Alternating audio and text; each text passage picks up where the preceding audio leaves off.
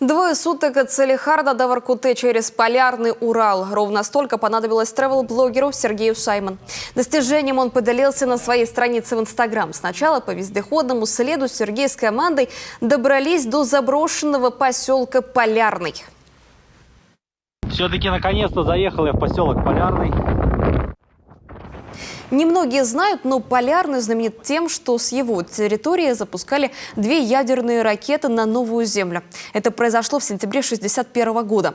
Ну а выехав из Полярного, блогер пересек знак Европа-Азия, добрался до ЖД-станции Полярный Урал, откуда началась дорога на поселок Елецкий. Здесь команда столкнулась с еле-еле проходимым снегом и кустами.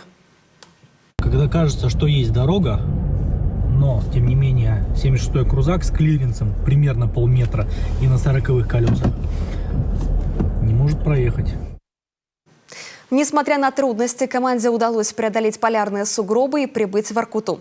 С чувством выполненного долга путешественники снова отправились в путь. Теперь они возвращаются в Сыктывкар через приполярную Инту.